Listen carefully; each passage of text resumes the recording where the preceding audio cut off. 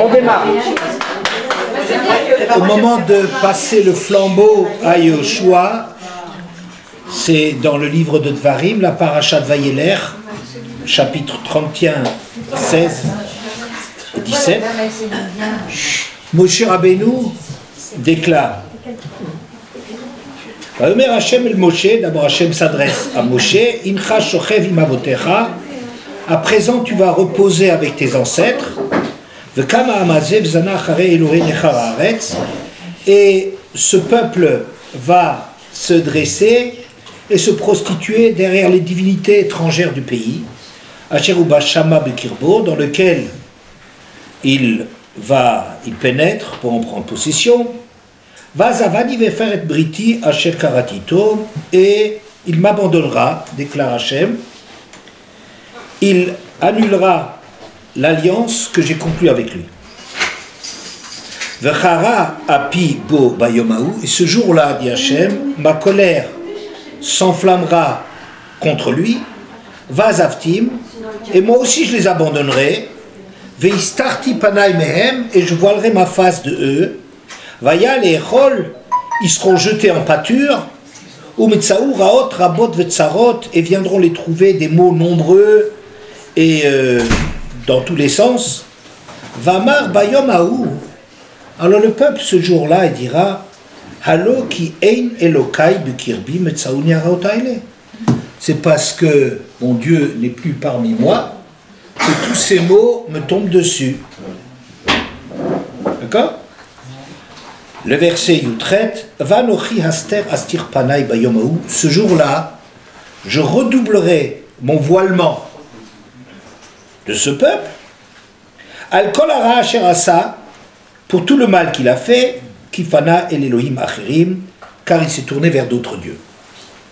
Un verset, a priori, 3 versets, a priori difficiles. Donc, Moshe annonce la couleur, ce peuple n'est pas fiable. D'ici peu, ça ne concerne pas directement son successeur Yoshua, mais par la suite, le peuple va abandonner Hachem et il va suivre toutes les divinités étrangères dont je l'ai averti de toute façon qu'il ne fallait pas les laisser, qu'il allait se faire attirer. Bon, les Bnei Israël, on est toujours très intelligents, nous, et on a laissé ces divinités. Et le peuple s'est prostitué à la suite de toutes ces divinités. Il a lâché son bienfaiteur, son créateur. Et ce jour-là, la colère d'Hachem va s'abattre sur le peuple. Et alors il y aura des maux dans toutes les directions. Et le peuple, ce jour-là, oui, il sera jeté en pâture. Mais, ce peuple va déclarer Halo ki al ein Elohai b'kirbi mitzaou niaraot aile. Tout ça, ça m'arrive parce qu'Hachem n'est plus parmi nous. Bien. Jusqu'à là, ça va. Mais là, la suite est étonnante. Vanochi haster astir panai vayomaou. Ce jour-là, je voilerai doublement ma face de lui. Je me cacherai encore plus ce jour-là pour tout le mal qu'il a commis, car il s'est tourné vers d'autres dieux. Très étonnant. Regardez cette réaction. Bon, le peuple juif agit mal. Il attrape sa raclée et il prend conscience. Pourquoi ça m'arrive? J'ai lâché Dieu, il n'est plus avec moi. On prend conscience de ce qui nous arrive. On attendrait tous que bon, ok, on fait la paix. Normalement, on attendrait, ça y est, on fait la paix. Il a compris, il a reçu sa raclée, ça l'a remis dans le droit chemin. Qu'est-ce qu'Hachem veut de plus? Que le peuple revienne. Eh bien non. Réaction très étonnante. Vanochi haster astir panai bayom. Ce jour-là, je voilerai doublement ma face. Au début, c'était marqué vistarti panai mehem. Je voilerai ma face, alors il leur arrivera ce qu'il leur arrivera. Le jour où ils vont prendre conscience de l'intérêt qu'ils ont d'aller avec moi, ce jour-là, je voilerai encore plus ma face pour les punir de ce qu'ils ont fait.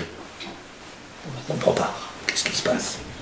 En général, quand on parle de Tchouva, Hachem, Pochetia de la Chavim, il tend la main à ceux qui veulent revenir, il essaie de les aider par tous les moyens, il ne leur demande pas l'impossible, il leur dit non, ne croyez pas, on arrivera à faire la paix, ça va aller, je vais t'aider.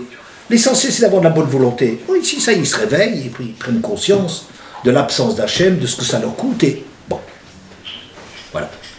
Eh ben non, réaction étonnante. Hachem part dans l'autre direction, encore pire. D'accord? C'est un point d'interrogation que nous avons. Il y a quelque chose que je rapproche dans Béchalar, dans la paracha de Béchalar. Au moment où les Bnei Israël sont sortis d'Égypte, ils ont eu des tas de miracles, et puis il y a un problème d'eau, il n'y avait plus assez d'eau.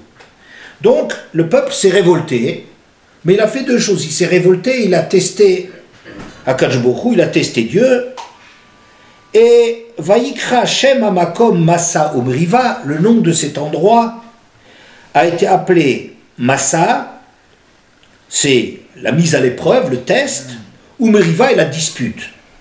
Al-Riv Bnei Israël, la dispute, parce que les Bnei Israël tout de suite contestent Moshe, on oublie tout le passé, et puis tout ce qui a été fait, ça n'existe plus, les miracles, la sortie d'Égypte, Kriyat Yamsouf, tout ce qu'ils ont eu après, tous les miracles de la parashat de Béchalar, et n'en manque pas, tout ça, ça a été oublié, et tout de suite la rancœur, et puis pourquoi nous avez fait sortir d'Égypte, on était mieux là-bas. Al-Nasotam, et pourquoi Massa, mise à l'épreuve, le test?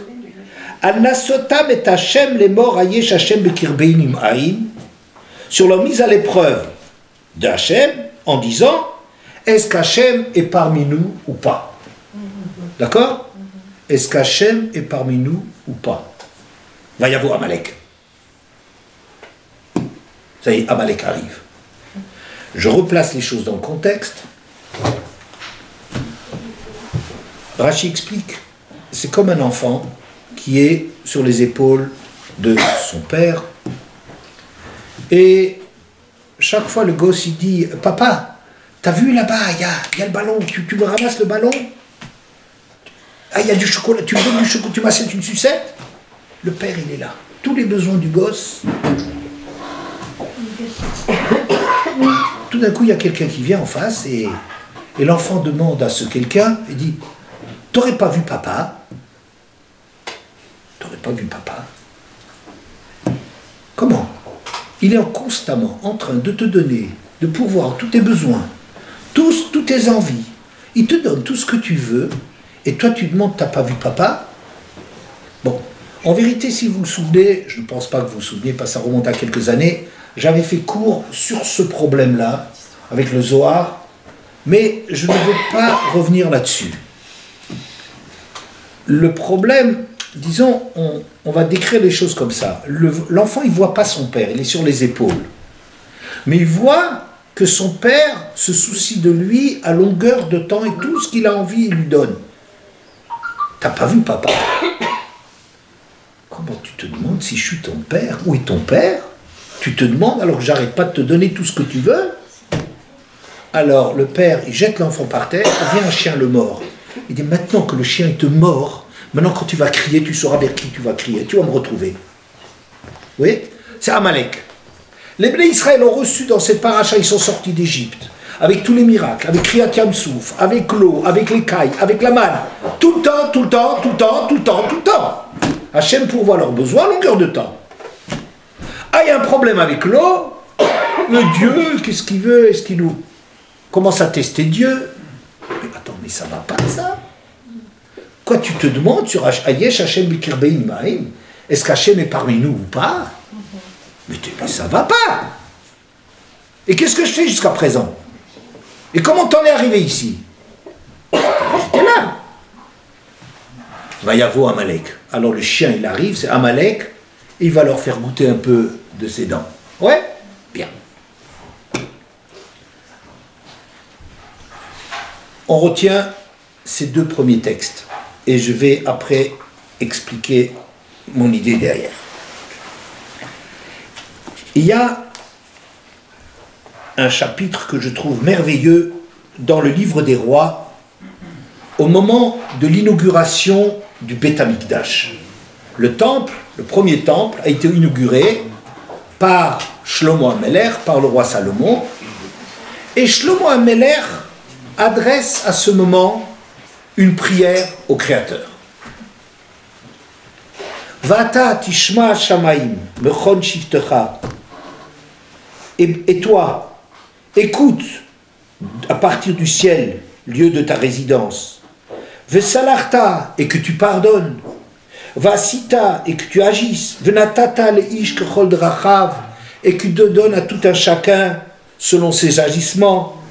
Asher teda et levavo, toi qui connais son cœur. Kiata yadata levatra, car toi seul tu connais et levav kol bnei Adam, ce qu'il y a dans le cœur de chacun. Le ma'an yeraoucha, afin qu'il te craigne, kol hayamim, à tout jamais. Hashem chaim ala pnei Adama, Hashem natata lavotem. Deuxièmement, vekam el anochi, asher lo amcha Israël. Et même pour l'étranger qui ne fait pas partie de ton peuple Israël, ou pas, mais Eretz Rochoka le man shemecha, et qui arrive de loin à cause de ta réputation. Ki yishmou et shimcha gadol, car ils auront entendu parler de ta réputation, ta grande réputation, ve'tiatra chazaka, de ta main forte, zorchan tuya, ton bras étendu, ou pas vite palel et la baïtazé. Alors ce non-juif, il arrive, il vient de loin, il fait le déplacement et viendra prier dans le temple que je suis en train d'inaugurer. Shlomo continue, le roi Salomon, Ata, Tishma Hashamayim, Mechon Shiftecha. Toi, le ciel, ou à partir du ciel, lieu de ta résidence, tu écouteras et tu feras que Chol Asher Yikra Elecha, d'après tout ce qu'il te demande, Hanochi, son nom juif, le Ma'an Yed'un Kol Ameh Haaretz et Shimcha, afin que le monde entier connaisse ton nom, le Yiraotra, pour te craindre, que Amcha Israël, comme ton peuple Israël, Veladat Ki Shimcha Nikra la Bait Hazeh Asher Baniti, et pour se rendre compte que ton nom est présent dans cette maison que j'ai construite. Il y a quelque chose d'extraordinaire dans ce que je viens de lire. Shlomo prie pour que le monde entier, à travers le Beth Amikdash, à travers le temple, reconnaisse Akadosh Baruch Hu, reconnaisse Dieu présent sur terre. Et il demande, il adresse une prière concernant les Juifs, concernant les non-Juifs. Il demande que Hachem agisse de sorte à ce qu'il prenne, il voit l'intervention divine et craigne, apprenne à craindre le ciel. N'est-ce pas? Bien. Le schéma est identique, les mêmes mots, et toi le ciel, lieu de ta résidence, etc. Tu agiras. Mais si vous regardez le contenu de la tfila pour les juifs et pour les non-juifs, il s'agit de deux prières complètement différentes. Revenons. Et que le ciel, lieu de la résidence du ciel, etc. On parle des juifs. Vesalarta, que tu pardonnes, donc si un juif il vient ici pour faire des sacrifices, Vasita, et que tu agisses, écoutez bien, Venatata la ish que chol de rachav, et tu donneras à chacun suivant tous ses actes, ses agissements, ses actes. Asher teda et le vavo, parce que tu connais son cœur. Kiata, yadat al vatra, car toi tu es seul à connaître et le vav kol bnei Adam, le cœur de chacun. Le man yeraoucha kol hayamim, pour qu'il te craigne à tout jamais. Bien? Bon. Le non-juif. Donc, le non-juif, il a entendu le Beth Amikdash, Akadosh Baruch Hu, l'intervention, il y a un créateur, il agit dans l'histoire, etc., etc., il vient. Prière de Shlomo HaMelech. Vasita, tu feras que Chol Asher Yikra Elecha Anochi. Tout ce qu'il te demande, pour que le monde entier prenne conscience que je suis présent, qu'on peut ressentir ma présence dans ce lieu qu'il a construit. Le Yira Otra que Amcha Israël, pour qu'il te craigne comme ton peuple Israël. C'est bon chez Lola. Mais le contenu de la prière, le but est le même. Tout le monde doit reconnaître et craindre Akadosh Baruch Hu. Pour les Juifs, qu'est-ce qu'il est dit? Tu les connais donc. Tu es le seul à savoir ce qu'ils ont dans le cœur. Toi, tu connais ce qui se passe à l'intérieur de chacun de nous. Alors tu donneras à chacun d'après ce qu'il mérite. Et ainsi, il te craindra. Le non-juif. Il fait l'effort de venir. Pose pas de questions. Donne-lui tout. Tu lui donnes tout ce qu'il te demande. Comme ça, il verra que ça marche. Il y a ici quelque chose de magnifique. Un parallèle à établir entre la relation qu'Israël entretient avec le Créateur et celui des nations. Les nations, elles pensent que Dieu c'est quelque chose de puissant, s'il existe, hein, évidemment. Il est puissant, il agit et tout. Mais elles ne remettent pas en question, elles ne se remettent pas en question. S'interrogent pas sur je mérite ou je ne mérite pas. Ah ben zut, moi je suis venu depuis la France jusqu'à Jérusalem. Oui, j'ai fait tout le voyage, j'ai dépensé de l'argent, j'ai arrêté de travailler. Et alors quoi? Le Dieu, il me donne ou il ne me donne pas? Ça marche ou ça marche pas? Ce qui prouve que Dieu existe pour le non-juif, c'est est-ce que ça marche? Gott mit uns, Dieu avec nous. Vous savez?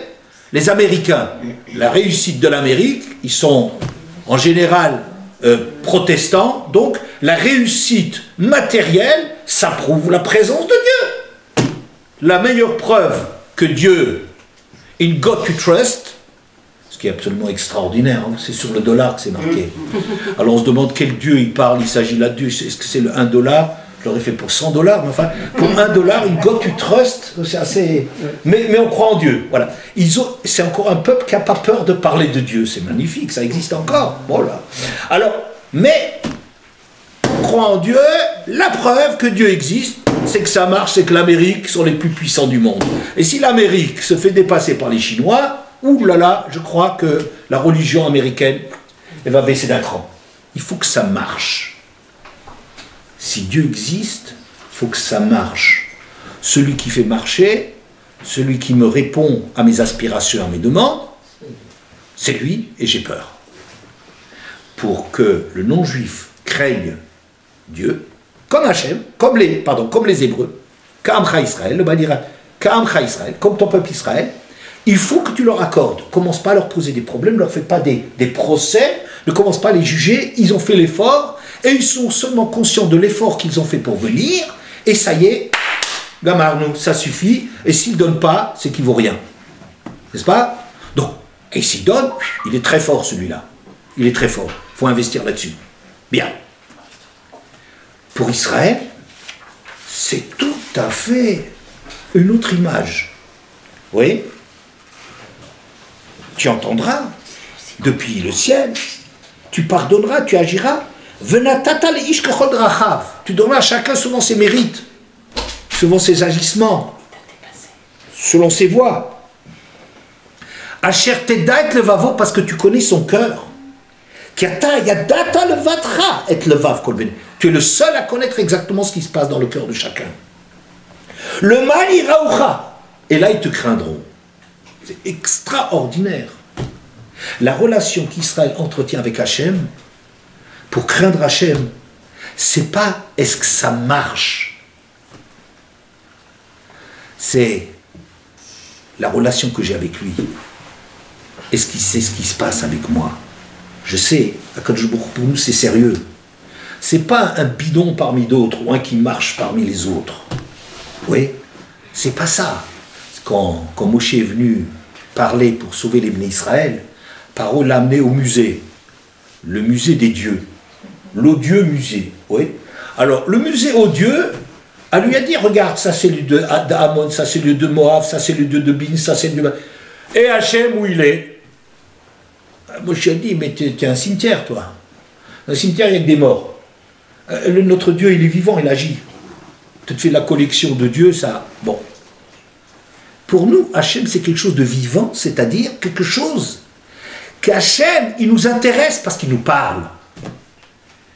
Ce qui ne nous intéresse pas, qui ne doit pas nous intéresser, qui ne doit pas être notre souci premier, c'est est-ce que ça marche? J'ai besoin de, il faut que ça marche.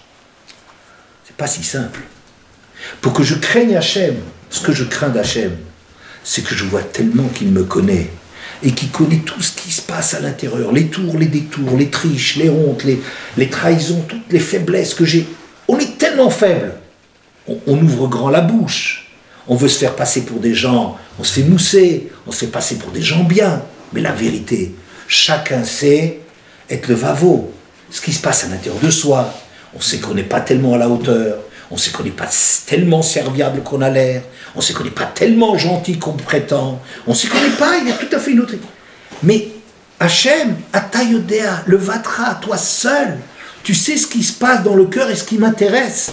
C'est justement ça, cette relation que tu as avec ce qui se passe à l'intérieur de moi. Si tu me réponds parce que je le mérite, ou que tu ne me réponds pas parce que je ne le mérite pas, c'est ça qui me fera craindre Hachem. J'ai peur de toi parce que tu es terrible. Tu sais tellement bien ce qui se passe à l'intérieur de mon cœur, tu sais tellement bien. Donc, et ça, c'est la prière qui est adressée et pour les nations et pour Israël. N'est-ce pas? Ça veut dire, les nations, elles n'ont pas une relation de se remettre en question. Elles ont une bonne conscience, disent j'ai fait mon travail, j'ai fait mon possible, si je fais des bêtises, bon, c'est un accident, ça ne veut rien dire, mais il faut regarder que le bon côté des choses, je me suis investi, j'ai fait des trucs, j'ai dépensé de l'argent, j'ai construit des choses.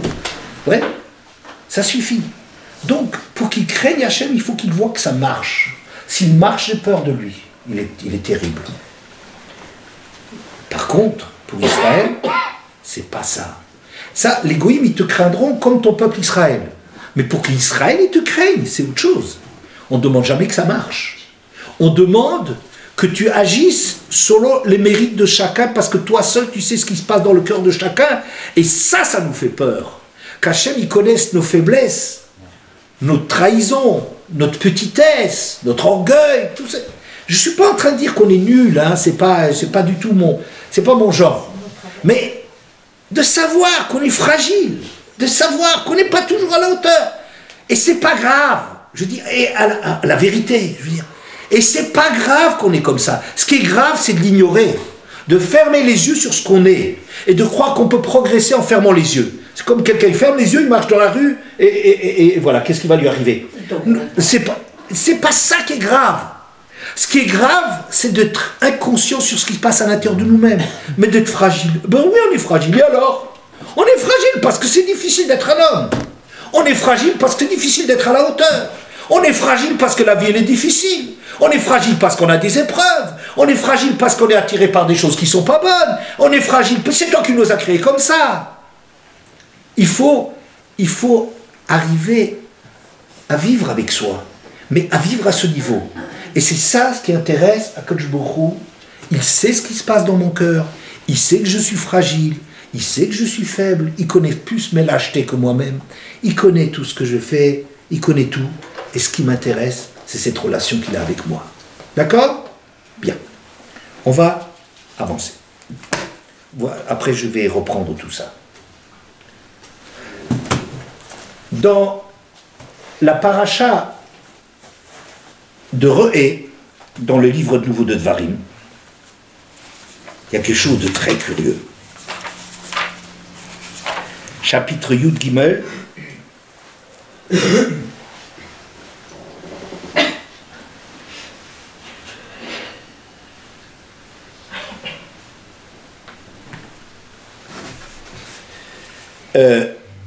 le verset bête. Ki yakum bekirbecha navi o cholem chalom. Si jamais s'élève parmi toi un prophète ou un rêveur de rêve, venatan lecha ot homophet, et qu'il te donne un signe ou un prodige, une preuve. Uba haot va mofet, et que ce signe ou ce prodige qu'il t'a annoncé se réalise. Asher diber elecha, qu'il t'a annoncé en disant Nelcha chare Elohim achirim asher lo yidatem venavdem. Asher lo yidatam venavdem. En te disant, en te proposant, allons derrière des divinités, d'autres dieux, que vous ne connaissez pas d'ailleurs, et qu'on les serve. Et ma carte d'identité, c'est le miracle. Je t'ai annoncé tel miracle, il va se réaliser. Lo tishma el divrei anaviahu. On aurait parié. Tu n'écouteras pas ce prophète, ou etachalomahu, ou ce rêveur, qui menaçait Hachem Elokechem etrem, car Hachem est en train de vous mettre à l'épreuve. Haïshrem ohavim et Hachem Elokechem b'chol levavchem b'chol nafshem, pour tester, afin de savoir est-ce que vous aimez Hachem votre Dieu de tout votre cœur et de toute votre âme. Je redis en français. Un jour vient un prophète. Il nous annonce la couleur. Il dit, vous savez, il y a des dieux qui marchent top. Top. Alors, la preuve, regardez, un signe, je vais faire tel et tel truc, je vais faire un prodige, mais en fait, c'est un prodige, preuve. Je vais vous le prouver en faisant quelque chose qui est impossible à faire de façon naturelle. Et ça, pour que vous sachiez que la divinité que je représente, ouais, il n'a pas encore parlé de fric. Hein, bon, ça sera prochaine étape, mais on n'en parle pas dans la Torah. Alors, donc, il va faire de l'argent là-dessus. Alors, donc, il vous présente le truc et dit, tu vas voir que ça marche. Hachem déclare dans la Torah, ce type-là, tu l'étrangles. Tu le tues sur place, t'as pas peur. Oula, mais il a fait une preuve extraordinaire. T'as pas peur. Tu sais, d'où est-ce qu'il a ce pouvoir? Tu crois qu'il a un pouvoir surnaturel? Penses-tu? C'est une épreuve. Hachem lui donne ça pour vous tester, pour voir est-ce que vous êtes en train de tenir Hachem ou pas. Ok? Bien. Et ce qui est extraordinaire, je trouve, dans ce verset, qui menaçait Elohim etrem, Hachem vous met à l'épreuve la date pour savoir Hayishrem ohavim et Hachem Elokechem. Est-ce que vous aimez Dieu? On aurait attendu, moi, le premier, que on va, est-ce que vous craignez Dieu? Il y a un concurrent. Un concurrent se présente, il fait les mêmes trucs. Il est aussi fort. Il est aussi fort. Le concurrent, il est aussi fort. Oula. Hein? Je sais bien qu'il faut craindre Dieu, mais attends, il y a un lion là devant moi. Ouh là là. De qui est-ce qu'il faut plus avoir peur? De Dieu ou du lion? Hein? C'est une sacrée épreuve. Alors on aurait attendu qu'on est en train d'être testé pour savoir qui est-ce qu'on craint plus. Est-ce que tu as compris qu'il fallait craindre Dieu? Je crois que c'est le Rambam qui dit que le signe ou la preuve qu'il donne, ça peut être arrêter le soleil comme Yahushua. Ça veut dire un truc dans la catégorie miracle impensable. Il y a Kriyat Yamsouf qui est le top, le premier, mais juste en dessous, c'est le fait d'arrêter le soleil que Yoshua a obtenu par sa prière au moment où il luttait contre les rois lors de la conquête d'Eretz, n'est-ce pas? Bon. Ce bonhomme-là, il nous fait un truc que je dis que même Hachem, il ne le fait pas tous les jours. Il nous fait un truc incroyable. Et la Torah vient dire, tu sais, c'est une épreuve, c'est simplement pour te tester, n'aie pas peur, ne crois pas une seconde. C'est toi qui lui donnes son pouvoir parce que tu as peur de lui. Va l'étrangler, tue-le sur place. Et ah, mais il a fait rien du tout, c'est moi qui lui donne ça, je veux juste tester. Ce qui m'intéresse, en vérité, là-dedans, c'est que si c'est du point de vue de la crainte, si quelqu'un fait aussi bien qu'Hachem, je ne sais pas de qui il faut plus avoir peur. En vérité.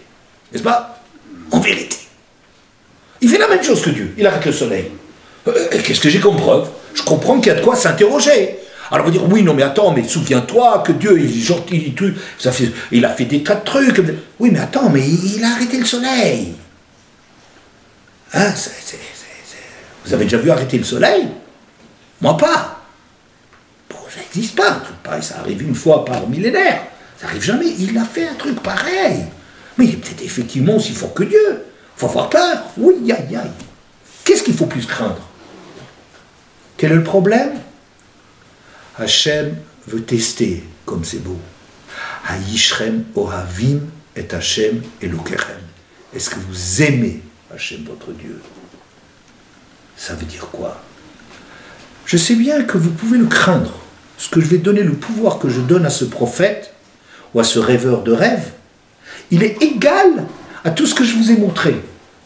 Je sais bien que dans votre tête, il y a un problème.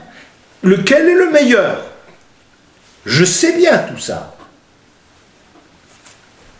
Mais, ce que je veux tester, c'est est-ce que tu m'aimes? Je donne l'exemple suivant. Parfois, quand on propose un shidour, on va proposer une rencontre d'un garçon et d'une fille. Comment? C'est d'actualité, c'est toujours d'actualité. Tous les jours, hélas, c'est une des plus grandes actualités de notre époque. Exact. Et c'est plus dramatique que le coronavirus, croyez-moi. C'est beaucoup plus... Ça fait beaucoup plus mal. C'est beaucoup plus mal.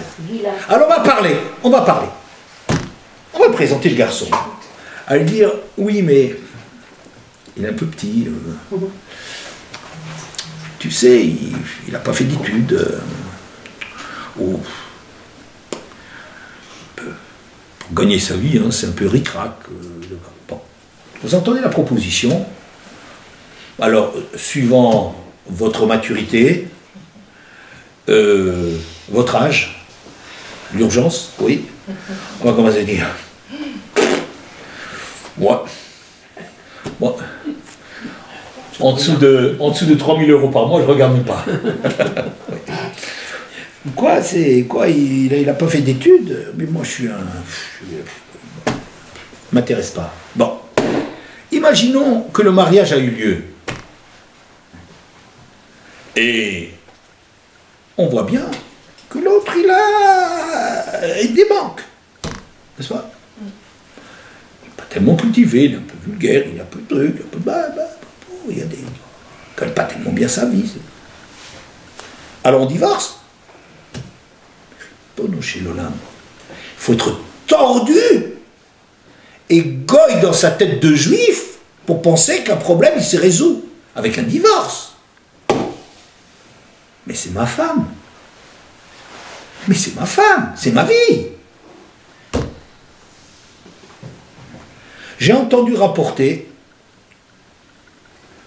que Rav Ben Chetrit disait les couples qui divorcent sont des couples qui n'ont jamais été mariés. Je trouve ça merveilleux comme... Bon, j'ai dit à quelqu'un, parce que je trouvais ça super comme phrase, il n'était pas d'accord. Je ne sais pas pourquoi, moi je trouve cette phrase, je trouve tellement mûre. On est mariés, ça veut dire on vit ensemble, on est un, on est 20. C'est pas parce qu'elle a pu le dire 1 plus 1, ça fait 1. Hein, je lis pas ce genre de bouquin, c'est pas pour moi ça.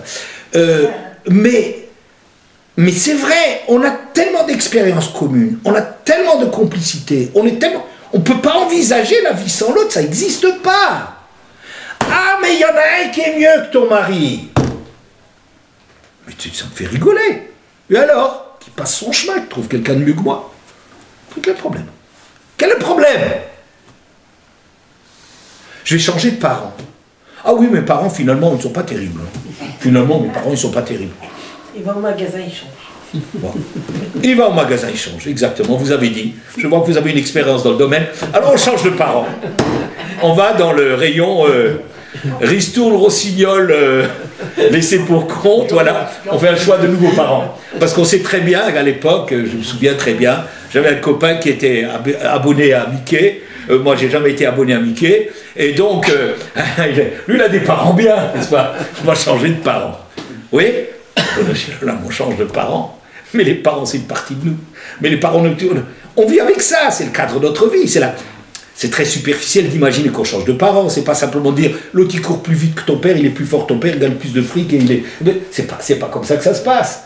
Si on a un peu de conscience, on a un peu de vécu avec ses parents sont irremplaçables. Ça se pose pas. C'est pas une question.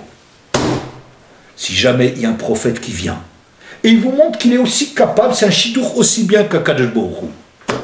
On va faire un chidour pour le peuple juif. Tu sais, le peuple juif, hein, ça a été dur avec Dieu, hein. Ouh là, qui le dis-tu? Je me souviens encore de ce qui se passait il n'y a pas longtemps. C'est vrai, c'est dur. Alors j'en ai un autre à te présenter, un mec qui arrête le soleil, là. Je dis, tu te fiches de moi, quoi, mais c'est un détournement de truc. Tu essaies de faire un adultère ou quoi? Mais ça va pas. Mais c'est coco. Haïshrem ou Avim et Hachem. Tu tiens à Hachem ou pas? Si tu comprends quelque chose dans Hachem, mais il n'y a pas à proposer que l'autre il fait la même chose que moi. Et alors, je m'en fous. Qu'il fasse la même chose. Et alors, le problème n'est pas là. C'est une partie de moi-même. J'aime ma femme. Alors, je vais dire, mais tu sais, il y a des femmes qui sont mieux que ma femme. Moi, je suis tellement bien dressé que j'arrive même pas à l'imaginer. Ça, tout le monde, tous ceux qui me connaissent, ils savent bien que je dis, moi, j'ai tiré le gros lot. Et c'est pas de ma femme que ça vient. Ça, c'est un de mes rares mérites. C'est de me dire tout seul que j'ai tiré le gros lot et derrière, on tirait des gros lots, mais les deuxièmes. C'est clair. Ça, bon, mais je peux pas. Le gars, il dit, mais tu as une femme qui... Imaginons même. Imaginons même. Mais il parle de quoi, celui-là? Quoi, c'est des trucs de savoir quelles sont la compétition. Il y a une compétition avec Akadosh Baruch Hu. Il y a une compétition entre les parents. Il y a des compétitions avec son conjoint. Je dis, mais il est fou. Je dis pas que ça marche. Je dis pas que c'est le bonheur. Je dis pas que c'est facile. Le problème n'est pas là. Un mariage, c'est un truc compliqué. Pour une fois, vous parlez du mariage, et vous verrez comment je vous dirais que c'est compliqué. Mais oui, c'est d'accord, parce que c'est quelque chose à construire et qui est compliqué entre deux personnes très différentes. Le mariage entre Hachem et Israël, c'est très compliqué. On est une femme volage. Oui, effectivement, dès que ça va bien, on va volter ailleurs. Oui. Bon, d'accord, mais je ne dis pas que c'est bien. Je ne dis pas que ça nous a apporté que du bonheur. Mais il n'y a pas de sens à la vie sans ça. Je ne peux pas vivre. Sans Kadosh Baruch Hu, je ne peux pas vivre. Ah, il y a un type qui fait la même chose. Et alors? D'accord? Maintenant, on va revenir à notre problème du début. Le problème du début que je vous ai posé, c'était comment se fait-il que quand Hachem annonce à Moshe la suite, la trahison à venir des Bnei Israël, et il dit, tu sais, les Bnei Israël ne sont pas fidèles. Dès que ça va aller, ils vont aller voir, regarder ailleurs. C'est au-dessus de... Ils n'arrivent pas. On va toujours voir ailleurs si c'est pas meilleur. C'est connu, l'herbe est toujours verte. Même avec Dieu, c'est toujours plus vert chez les autres.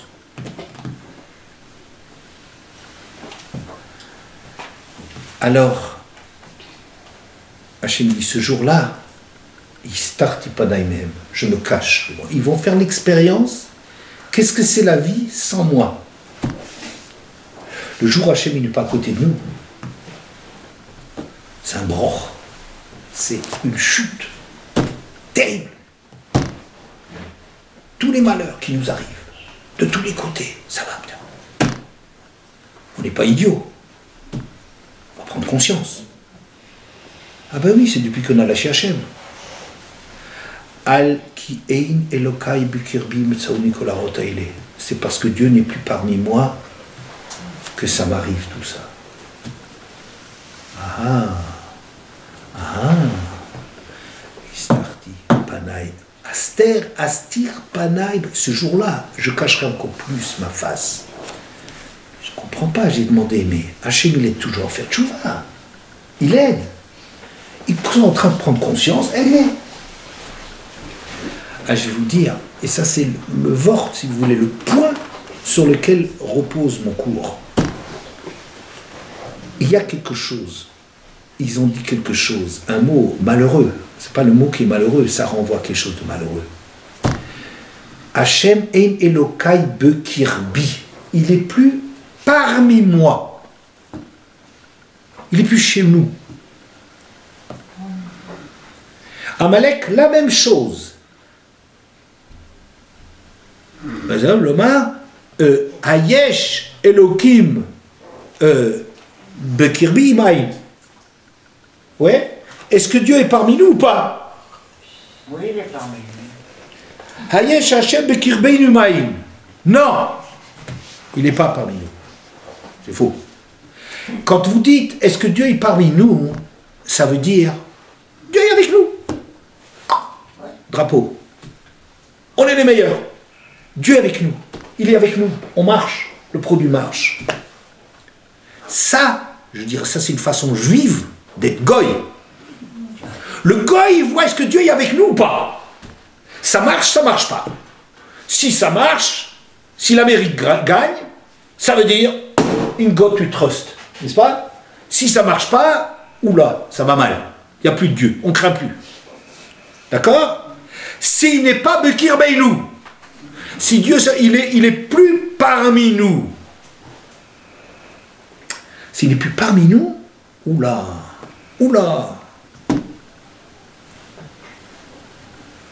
les Bnei Israël, quand ils ont pris conscience que ça allait mal, ils ont pris conscience au premier degré. Ils disent, oh ben zut alors, ça marche plus. Avant c'était quand même mieux. C'était mieux hein, quand il était là avec nous. C'était quand même bien hein, quand il était Bekir Beinou, parmi nous, chez les Juifs. On était les meilleurs. Ça allait bien. Ou bien dans Amalek, là, avant qu'Amalek arrive, il dit, est-ce que Dieu est parmi nous ou pas? On teste, il est parmi nous. Mais comment tu parles? Comment tu parles? Quoi, c'est ça, Kadjabourou? C'est quelque chose que ça, il est chez nous ou pas, et il est du côté du drapeau d'Israël ou pas, c'est ça que je bourrou. D'accord? Bien. Mais nous on a compris que c'est pas ça le problème. Le problème c'est pas est-ce que Dieu il est avec nous, est-ce que Cocorico on a gagné? On est les meilleurs, ça va bien. C'est pas ça. Et c'est ça la paracha. Va sous le mikdash, v'shachanti betocham. Et c'est marqué, et je ferai un mishkan, construisez-moi un sanctuaire, et je résiderai pas du tout Bekirbam. Le mishkan, c'est pas pour qu'Hachem il soit chez les Juifs. On fait un hold-up, vous comprenez? On a le produit d'Hachem. Nous on a dit, c'est Nishma, le Dieu il est de notre côté, il est bien, tout va bien. Mais pas du tout. V'shachanti betocham, je suis à l'intérieur d'eux. Est-ce que j'existe à l'intérieur d'eux? Parce qu'on peut parfaitement faire exister quelque chose, mais ça n'a pas de réalité pour nous. On peut dire qu'on est les meilleurs. Oui, vous connaissez les gens, je raconte toujours l'histoire, qu'il y a des juifs, chaque fois au moment des prix Nobel, toutes les années où il y a les prix Nobel, ils regardent le journal pour voir s'il y a le prix Nobel. Et combien de juifs? Ils s'en fichent, ils ne comprennent rien à qu'est-ce que c'est un prix de chimie, ou de physique, ou de médecine, ou de trucs, ou machin. Combien il y a de juifs? Alors, qu'est-ce que ça veut dire? Ça veut dire que si le pourcentage est respecté, il y a 40%, je ne sais pas comment est-ce que c'est actuellement, peut-être 60%, il y en a qui s'ignorent. Hein. Alors, God Pitums, on est des bons, on est les meilleurs, Le gars qui voit ça, l'année suivante, il ne sait pas, il ne se souvient pas que l'année précédente, il avait déjà vu qu'il était le meilleur. Il recommence à voir toujours, il a toujours besoin de preuves. Pourquoi? Parce que pour lui, les preuves, ils ont toujours besoin d'être établies, puisque c'est un truc. Est-ce que, oui, il est là ou il n'est pas là? Pourquoi? Parce qu'il n'est pas à l'intérieur de lui. C'est un truc très excellent. Et lui-même, à l'intérieur de lui-même, il est en questionnement. Il n'a pas confiance de lui-même. Il n'a pas confiance en lui-même, il a besoin que des prix Nobel ils soient juifs pour qu'ils se disent « Ah, je suis quand même intelligent ». Hamar, c'est pas toi qui es intelligent, c'est l'autre.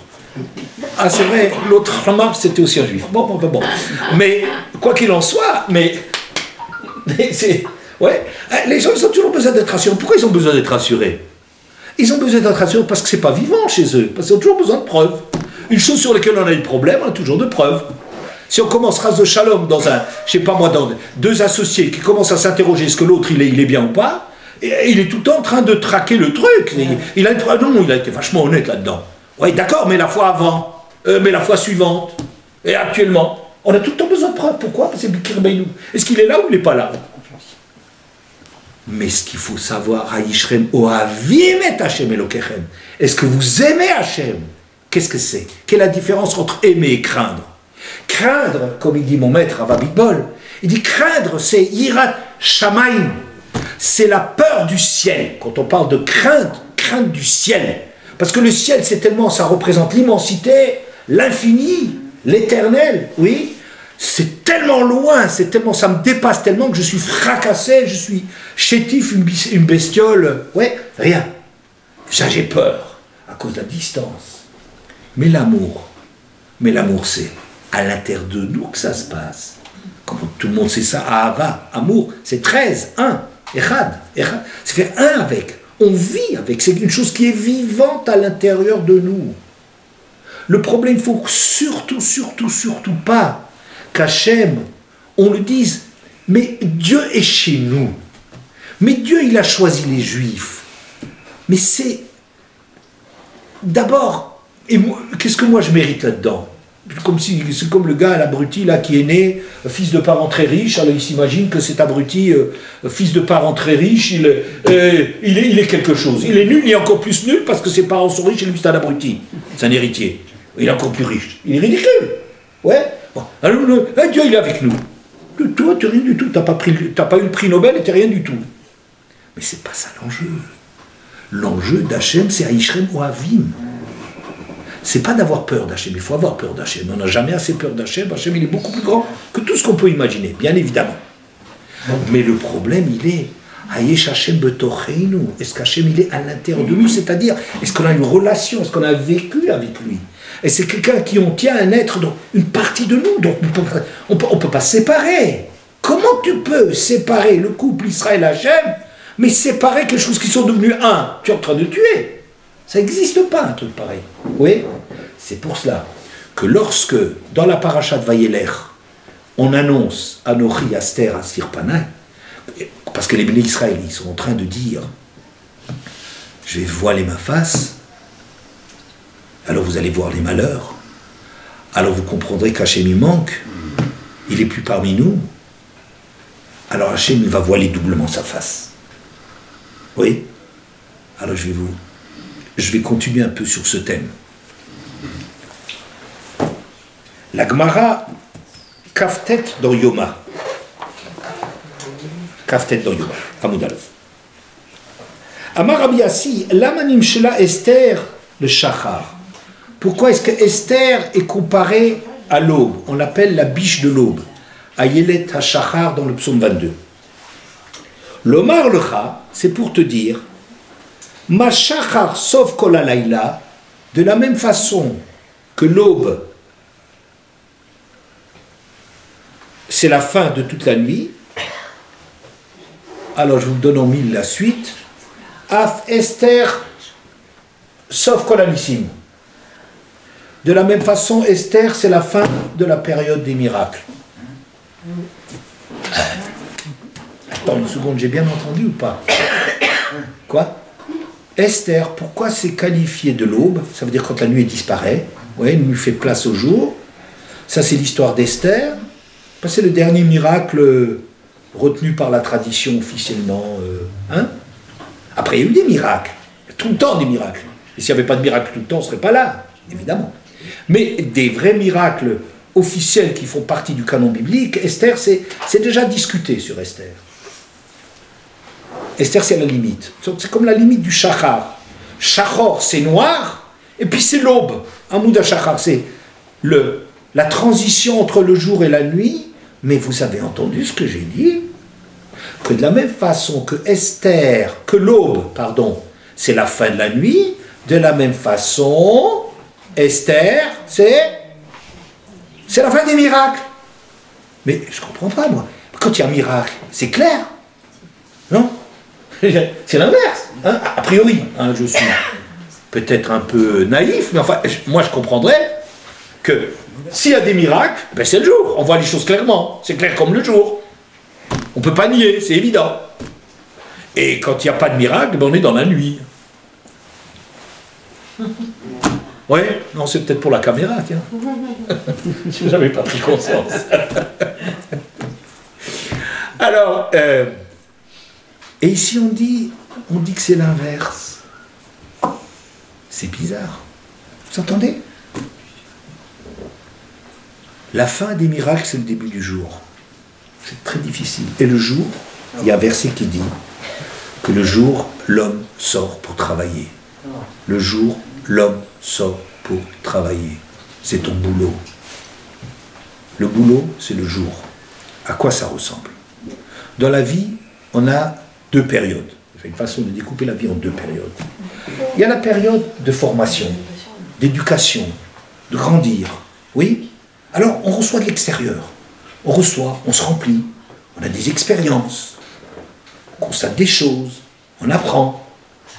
Et puis un jour, on prend son envol, on fait sa vie.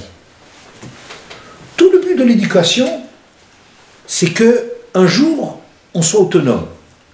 Le chinour, le mot de chinour, éducation, dit Rashi, c'est la hamid, Adam, Odavar, al tafkido, shatid, je sais pas quoi, j'ai un ou deux mots qui ne sont pas justes, c'est exactement ça ce qu'il dit Rashi, c'est d'amener une personne ou un objet à jouer le rôle qui est le sien, faire ce qu'il faut pour amener à jouer son rôle. C'est ça le chinour, ce qu'on appelle l'éducation.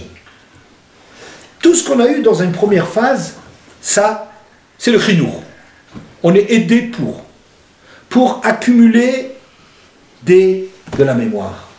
Le problème maintenant, ça va être, maintenant le travail commence. Oui? Et je vais vous le dire avec un merveilleux Rabbi Tzadok HaKohen. Rabbi Tzadok HaKohen, c'est un très grand rave chassidique du début du XXe siècle. C'est marqué dans le Mizmor Shir le Yom HaShabbat, c'est marqué la guide Chazdecha Baboker Vemunatra Balelot. Pour que tu racontes les bienfaits de Dieu le matin et sa fidélité, la confiance en lui la nuit. Rabbi Tzadok il remarque que le début du verset a un verbe, il y a un verbe et à la fin il n'y en a pas. Le Hagid pour raconter Baboker Chazdecha, le matin les bienfaits de Dieu, Vemunatra Balelot, et la confiance, la fidélité la nuit. Il n'y a plus de verbe, il n'y a pas à raconter. Il dit comme ça, on passe tous par des périodes de jour et de nuit. Des périodes où les choses, on comprend des choses, on avance dans les vies, les yeux s'ouvrent. Et il y a des périodes, tous, on passe par des périodes de doute, d'angoisse, de cafard, de nuit. Il ne faut pas que les événements ils passent sur nous comme ça.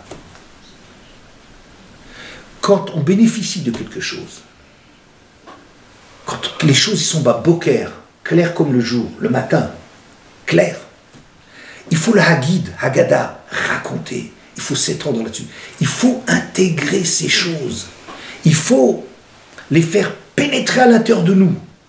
On a la preuve que quelqu'un nous aime. Oui, ça n'arrive pas tout le temps, mais c'est extraordinaire. Il faut pas laisser passer maintenant, on passe à autre chose. Il faut cette chose-là, la hagid. Tout ce bienfait qu'on a senti, il faut revenir là-dessus. Il faut maturer. Il faut que ça devienne une partie de nous-mêmes. Il faut que ça devienne une réalité à l'intérieur de nous. Alors la nuit qui viendra, automatiquement, on n'a plus la force pour faire le travail. Mais il y a la émouna. La émouna, c'est quoi? C'est d'être fidèle, d'avoir la mémoire de ce qu'on a vécu. Mais quelqu'un qui est ingrat, qui reçoit les choses et qui ne dit pas merci, et surtout qui ne prend pas conscience du merci qu'il doit donner, alors lui, il a oublié cette chose-là. Quand vient la nuit, il est tout seul. Il se pose des questions, il remet tout en question. Est-ce qu'il est intelligent? Non, il est ingrat. Il est ingrat parce qu'il ne fait pas du travail quand il faut faire le travail. Quand il y avait le jour, la nuit, pardon, j'efface. Quand c'est le jour, quand les choses elles sont claires, il faut accumuler les choses, il faut revenir là-dessus, il faut réfléchir, il faut prendre la mesure de toutes les preuves d'affection qu'on a reçues dans notre vie. Que ce soit d'Hachem, que ce soit de notre conjoint, que ce soit de notre famille, que ce soit de nos amis, que ce soit de notre milieu, que ce soit... Peu importe. Des parents, peu importe. C'est des choses qu'il ne faut pas laisser passer. Parce qu'il y a des moments dans lesquels, d'une façon ou d'une autre, on aura des problèmes. Et à ce moment-là, on restera avec la émouna. La émouna, c'est pas de la foi. Chas de shalom, c'est pas un truc. Enfin, foi dans le sens que les chrétiens donnent maintenant. À l'origine, le mot foi était très bien traduit. C'est fides. Fides, ça veut dire fidèle. Et ça, c'est une très bonne traduction d'émouna, à mon avis. Mais la foi, c'est devenu un truc tellement stupide. Ça veut dire que c'est un truc, plus c'est crétin, plus il faut y croire. Vous voyez? Plus c'est invraisemblable, plus il faut avoir la foi. Faut suicider mentalement et intellectuellement pour arriver à croire dans certaines religions. Quel beau programme, magnifique. Deviens ce que je pense et tu seras un bon ce que je pense. Alors, la foi, la fidélité, c'est ça qui est important. La émouna, c'est quelque chose de vrai. Que même quand j'ai des problèmes avec mes parents, mais j'ai la mémoire de ce qu'ils ont fait pour moi. Et si je n'ai pas de mémoire, je suis inconséquent et ingrat. La émouna, c'est pas un acte comme ça religieux. C'est pas un acte gratuit du tout. C'est le contraire. Sauf que si on fait rien, baboker, quand les choses sont claires, il restera rien quand c'est la nuit. Vous venez? Voilà. Revenons à l'histoire de Esther. Esther, c'est le passage du jour ou la nuit. On dit la nuit c'est là où il y avait les miracles. Le jour, il n'y a pas de miracle. Je dis mais c'est drôle, parce que le miracle ça éclaire. Je dis c'est vrai que ça éclaire. Mais le miracle, c'est la période de formation. On a besoin d'éléments. Pour se construire, que ce soit un peuple, que ce soit un individu, on a besoin de preuves. On a besoin de parents, on a besoin d'affection, on a besoin d'être protégé, d'être dorloté, qu'on nous aime sans condition. On a besoin de l'amour d'une mère. On a besoin de l'enthousiasme du père qui mise sur nous. On a besoin de ça, sinon on n'arrive pas à construire sa vie. Ça, c'est les miracles. Vous comprenez, c'est les choses qui sont claires. C'est des étoiles dans la nuit, qui sont des soleils dans la nuit. Mais le but, c'est la fin du chinour. Le jour où tu deviens adulte, tu pars avec un bagage. Maintenant, tu affrontes la vie. Tu auras des tas d'interrogations. Qu'est-ce que tu as dans tes provisions? C'est à la derrière. Quelles sont tes provisions pour faire la route de la vie? Qu'est-ce que tu as accumulé comme... Donc, l'histoire, elle dit que l'histoire d'Esther, c'est le début, c'est le moment où la nuit se transforme en jour. C'est-à-dire, maintenant c'est fini les coups de main comme ça, fantastique, grandiose. Tu deviens un adulte, mon gars. Maintenant c'est le moment du travail, le jour c'est le moment du travail. Maintenant c'est tes propres forces. Le test, est-ce que tu as quelque chose? Est-ce que tu as gardé quelque chose dans la difficulté de la vie? Bien qu'ici je parle maintenant du jour par rapport à la nuit, etc. Mais ça c'est pas difficile, je suis pas talmudiste là-dedans. Alors, le talmudiste, c'est-à-dire qui arrive à vous dire que une chose peut être conciliable avec son contraire, mais je ne... Bon. Le moment de basculement de Esther, c'est quoi? C'est le moment où on devient des adultes. Il faut avoir accumulé les choses. Il y avait un travail à faire à la base, mais maintenant, il y a le travail le test de voir qu'est-ce que tu deviens dans la vie. Tu deviens adulte. Le peuple juif devient adulte à partir de l'histoire d'Esther. Et qu'est-ce qui est testé? Qu'est-ce que c'est un adulte? Un adulte, c'est quelqu'un qui vit quelque chose, qui vit avec les choses, que les choses existent à l'intérieur de lui-même, et c'est ça qui lui permet de rester à la hauteur. N'est-ce pas? Maintenant, vous comprenez. que quand les Bnei Israël, ils n'ont pas la maturité, et que le malheur s'abatte sur eux, parce qu'Hachem, il se cache, et donc évidemment, ça ne va pas bien. Et alors ils vont dire, ah mais Hachem, il n'est plus Bekirbi, il est plus là. Oh là là, mais je ne veux pas faire de toi un goy. Si tu étais un goy que tu disais une chose pareille, je dis que je comprendrais, comme dans la prière du Beth Amikdash, il faut que ça marche. Si ça ne marche plus, on ne croit plus, d'accord, ok. Mais c'est pas ça ce que je veux d'un juif. D'un juif, je lui demande qu'il sache ce qui se passe à l'intérieur de lui-même, qu'il se remette en question, qu'il ait de la réflexion, de la maturité dans ses actions. C'est ça ce que je lui demande. Donc le mot Anori Haster Astir Panay, ça a l'air d'être une malédiction. Ça annonce, d'après les textes, le moment de Esther. Esther, le mot Esther, ça veut dire le voilement. Hachem, il va être, mais voilé au carré, plus voilé qu'il n'a jamais été. Alors on va dire c'est une malédiction. C'est d'ailleurs un verset qui figure dans les malédictions. Ce verset qui figure dans les malédictions, moi je dis, c'est la plus grande bénédiction qui soit. C'est l'annonce que maintenant on va devenir des adultes. Que maintenant, ça y est, on est assez grand pour vivre avec toute notre expérience. Et ce qui est testé, c'est pas être Dieu et avec nous on réussit. Est-ce qu'il est à l'intérieur de nous? Est-ce qu'il fait partie de nous? C'est ce moment-là. Et il y a un verset, je conclurai là-dessus, un verset que je trouve extraordinaire. Vers la fin de la parashat Tzavé, dans le livre de Shemot,